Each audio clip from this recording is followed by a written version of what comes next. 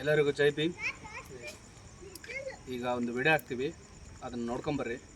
Ambedkar sir ಮೇಲೆ ತುಂಬ ಪ್ರೀತಿ ಇದೆ. ಅಂಬೇಡ್ಕರ್ ಸರ್ ಬರೆದ ಸಂವಿಧಾನದಲ್ಲಿರೋ ಸಣ್ಣ ಲೂಪಲ್ಲಿ ಇಟ್ಕೊಂಡು ಇನ್ನು ಮಕ್ಕಳು ಚುಚ್ಚ ಬರದಂತೆ ಅವ್ರ ಕಡೆಯವರು ಚುಚ್ಚಿಸ್ಕೊಂಡು ಕಾಮೆಂಟ್ ಹಾಕ್ಬಿಡ್ತಾರೆ, ಕಂಪ್ಲೇಂಟ್ ಕೊಟ್ಬಿಡ್ದಂತೆ. ಏನ್ರಯ್ಯ, ಥ್ಯಾಂಕ್ ಯು ಅಂಬೇಡ್ಕರ್ ಸರ್, ನಿಮ್ಮ ಮೇಲೆ ಪ್ರೀತಿ ಇದೆ. ನೋಡಿ ಸರ್, ನೀವು ಸಂವಿಧಾನ ಬರೆದೋದ್ರಿ, ಸಣ್ಣ ಪುಟ್ಟ ಲೋಪ್ ಹೋಲ್ಸ್ ಇದೆಯಲ್ಲ ಅದು ಇಟ್ಕೊಂಡು ನನ್ನ ಮಕ್ಕಳು ಹೆಂಗಾಡ್ತಾವ್ರು ನೋಡಿ ಸರ್. ವಾಕ್ ಸ್ವಾತಂತ್ರ್ಯ ಅನ್ಕೊಟ್ರಿ, ಕೆಟ್ಟ ಮಾತು ಬೈದರು ಸರ್. ನಿಮ್ಮ ಮೇಲೆ ಪ್ರೀತಿ ಇದೆ, ನಿಜವಾಗ್ಲೂ ನೀವು ದೇನಕ್ಕೆ ಒಳ್ಳೇದಕ್ಕೆ ಅಂತ ಕೊಟ್ರಿ, ನನ್ನ ಮಕ್ಳು ಹೆಂಗೆ ಮಾಡ್ಕೊಂಡು ಕೂತವ್ರು ನೋಡಿ ಸರ್. ಧನ್ಯವಾದ ಸರ್. ಇನ್ನೊಂದು 45 ವರ್ಷ ಬಿಟ್ಕೊಂಡು ನಾನು ಅಲ್ಲಿಗೆ ಬರ್ತೀನಿ. ಸ್ವರ್ಗಕ್ಕೆ ಬಂದಾಗ ಇಬ್ಬರು ಕಷ್ಟ ಸುಖ ಮಾತಾಡೋಣ. ಸ್ವರ್ಗಕ್ಕೆ ಹೋಗೋದಕ್ಕೆ ನನ್ನಂಥ ಮಗ ಒಳ್ಳೆಯವ್ರು ಸಿಕ್ಕದೇ ಇಲ್ಲ ಕರ್ನಾಟಕದಲ್ಲಿ, ಬೇರೆಯವ್ರು ಇಲ್ಲ ಅಂತ ಹೇಳ ನಾನು ಸ್ವರ್ಗಕ್ಕೆ ಹೋಗೋದು.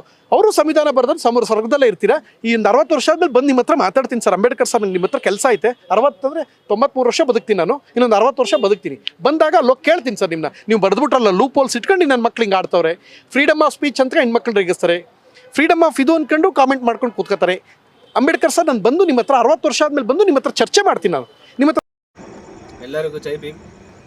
ನಾವು ದಾವಣಗೆರೆಯಿಂದ ಅಂಬೇಡ್ಕರ್ ದಲಿತ ಸಮಿತಿ ವತಿಯಿಂದ ಇವಾಗ ಏನು ಚಲನಚಿತ್ರ ಪ್ರಥಮ್ ಅಂತ ಇದ್ದಾನಲ್ಲ ನಟ, ಚಲನಚಿತ್ರ ಪ್ರಥಮ ನಟ, ಮೊನ್ನೆಯಿಂದನೂ ಸೋಷಿಯಲ್ ಮೀಡಿಯಾದಿಂದ ಒಂದು ಅವಹೇಳನಕಾರಿ ಹೇಳಿಕೆ ನೀಡಿರ್ತಾನೆ. ನಿಮ್ಮ ವೈಯಕ್ತಿಕ ವಿಚಾರದಲ್ಲಿ ಬೇರೆ ಏನೇ ಆಗಿದ್ರು, ಬೇರೆ ಏನೇ ನಡೆದಿದ್ರು ನಿಮ್ಮ ವೈಯಕ್ತಿಕವಾಗಿ ಇಟ್ಕೋಬೇಕದನ್ನು.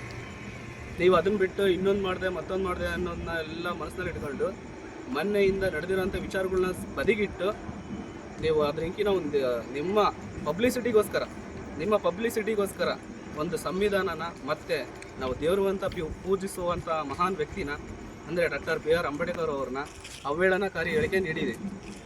ಆ ನೀಡಿರೋಂಥ ಹೇಳಿಕೆ ಏನಿದೆಲ್ಲ ಅಂದರೆ ನಮ್ಮ ಎಲ್ಲ ದಲಿತ ವರ್ಗದವರಿಗೂ ಒಂದು ಅವಮಾನ ರೀತಿ, ಅವರಿಗೆ ಮಹಾನ್ ಅವಮಾನ ಆಗಿರೋ ರೀತಿ. ಆ ಅವಮಾನನ ನಾವು ಖಂಡಿಸ್ಗೋಸ್ಕರ ನೀವು ಕ್ಷಮೆ ಕೇಳೋವರೆಗೂ ನಾವು ನಿಮಗೆ ಈ ಏನು ಚಲನಚಿತ್ರ ವಾಣಿಜ್ಯ ಮಂಡಳಿ ಇದೆಯಲ್ಲ ಅಲ್ಲಿಂದನೂ ಸ್ಥಗಿತಗೊಳಿಸ್ಬೇಕಂತೇಳಿ SP ಅವರಿಗಾಗಿರ್ಬೋದು, ನಮ್ಮ ಜಿಲ್ಲಾ ಅಧಿಕಾರಿಗಳಿಗಾಗಿರ್ಬೋದು ಒಂದು ಮನವಿ ನೀಡಿ ಈ ಮೂಲಕ ನಿಮಗೆ ಎಚ್ಚರಿಕೆ ನೀಡ್ತಿದ್ದೀವಿ. ನೀವು ಆದಷ್ಟು ನಿಮ್ಮ ತಪ್ಪಿನ ಅರಿವು ಮೂಡಿ ನೀವು ಕ್ಷಮೆ ಕೇಳೋವರೆಗೂ ನಿಮ್ಮ ಒಂದು ಪ್ರಥಮವಾಗಿ ಏನು ಮಾಡ್ತಿದ್ದೀರಲ್ಲ, ಪ್ರಥಮವಾಗಿ ಅನ್ನೋಕ್ಕಿಂತ ಇಲ್ಲಿವರೆಗೂ ಮಾಡಿರೋಂಥ ಚಲನಚಿತ್ರಗಳು ಮತ್ತು ಮಾಡಬೇಕಾಗಿರೋಂಥ ಚಲನಚಿತ್ರಗಳು ಈ ರಾಜ್ಯದಲ್ಲಿ ಎಲ್ಲೂ ಬಿಡುಗಡೆ ಆಗದ ರೀತಿಯಲ್ಲಿ ನಮ್ಮ ದಲಿತ ಮುಖಂಡರುಗಳ ಮುಖಾಂತರ ಅದನ್ನು ಸ್ಥಗಿತಗೊಳಿಸುವ ವಿಚಾರವನ್ನು ಕುರಿತು ಮಾಡ್ತಿದ್ವಿ. ಈಗ ರೀಸೆಂಟಾಗಿ ನಿಮ್ಮ ವಿಚಾರದಲ್ಲಿ ನಾವು ಬೇರೆ ಯಾವುದೇ ರೀತಿಯನ್ನು ಒಪ್ಕೊಳ್ಳದೆ ನಮ್ಮ ಸಂವಿಧಾನ ಅಂತ ಇರೋದು ಒಬ್ಬ ವ್ಯಕ್ತಿಗೆ ಅನ್ಯಾಯ ಆಗಿರೋವಂಥದ್ದನ್ನ ಕೇಳೋದಕ್ಕೆ ಮತ್ತು ತಪ್ಪು ಮಾಡಿದವನಿಗೆ ಶಿಕ್ಷೆ ಕೊಡಿಸ್ಬೇಕಂತೇಳಿ, ಅದನ್ನು ಬಿಟ್ಟು ಅಂಥ ಸಂವಿಧಾನದ ಬಗ್ಗೆನೇ ನೀವು ಹೀನಮಾನವಾಗಿ ಮಾತಾಡಿರೋದು ಮತ್ತು ಅಂಥ ಮಹಾನ್ ವ್ಯಕ್ತಿ ಬಗ್ಗೆನೇ ಮಾತಾಡ್ತಿರೋದು ದೊಡ್ಡ ಖಂಡನೀಯ ಇದು. ಹಾಗಾಗಿ ನಿಮ್ಮ ಮೂಲಕ ಕ್ಷಮೆ ಬರೋವರೆಗೂ ನಿಮ್ಮ ಪ್ರತಿಯೊಂದು ಈ ನಟನೆ ಆಗಿರ್ಬೋದು, ಚಲನಚಿತ್ರಗಳಾಗಿರ್ಬೋದು ಎಲ್ಲೂ ಬಿಡುಗಡೆ ಆಗದ ರೀತಿಯಲ್ಲಿ ಇದನ್ನು ನೀವು ಗಮನದಲ್ಲಿ ಇಟ್ಟುಕೊಂಡು ಕ್ಷಮೆ ಯಾಚಿಸೋವರೆಗೂ ಇದನ್ನು ಒತ್ತಾಯ ಮಾಡ್ತಾನೆ ಇರ್ತೀವಿ. ಈ ಒತ್ತಾಯಗೂ ನೀವು ಮನ್ನಣೆ ದೊರಕದೇ ಇದ್ದಲ್ಲಿ ಪ್ರತಿಯೊಂದು ಸರ್ಕಲ್ಗಾಗಿರ್ಬೋದು, ಪ್ರತಿಯೊಂದು ರಾಜ್ಯದಲ್ಲಾಗಿರ್ಬೋದು, ನಿಮ್ಮ ಪ್ರತಿಯೊಂದು ಚಲನಚಿತ್ರವನ್ನು ತಡೆ ಹಿಡುವ ರೀತಿಯಲ್ಲಿ ನಾವು ಮಾಡ್ತೀವಿ. ಅದಕ್ಕೂ ಮನ್ನಣೆ ಸಿಗದಿದ್ದಲ್ಲಿ ಬೃಹತ್ ಪ್ರತಿಭಟನೆ ಮುಖಾಂತರ ಹೋರಾಟ ಮಾಡ್ತೀವಿ. ನೀವು ಯಾರೇ ಆಗಿದ್ರು ಏನೇ ಆಗಿದ್ರು ನೀವು ನಿಮ್ಮ ವೈಯಕ್ತಿಕವಾಗಿ ವಿಚಾರಗಳ ಬಗ್ಗೆ ತಲೆ ಇಟ್ಕೊಂಡು ಮಾಡ್ಕೋಬೇಕು. ನೀವು ತಲೆಗೆ ಇಟ್ಕೊಂಡು ಮಾತಾಡ್ಬೇಕು, ಯಾರ ಬಗ್ಗೆ ಮಾತಾಡ್ತಿದ್ದೀನಿ ನಾನು ಅಂತೇಳಿ.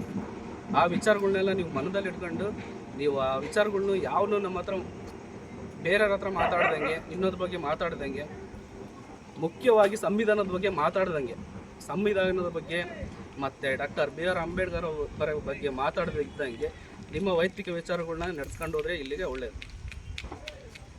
ಇದನ್ನು ಬಿಟ್ಟು ನಾವು ಬೇರೆ ಒಂದು ರೀತಿಯಲ್ಲಿ ನಡೀತಿದ್ದೀವಿ ಅನ್ನೋ ಲೆಕ್ಕಕ್ಕೆ ಹೋದರೆ ದಲಿತರ ಪರವಾಗಿ ಏನು ನಿಂತಿದ್ದಾರಲ್ಲ ಅಂಥ ಎಲ್ಲ ಮುಖಂಡರ ಪರವಾಗಿ ನಿಮಗೆ ಯಾವ ರೀತಿ ಕಾನೂನುಬದ್ಧವಾಗಿ ನ್ಯಾಯ ಸಿಗಬೇಕು ಅದನ್ನು ನೀವು ಒದಿಸ್ಕೊಳ್ರಿ.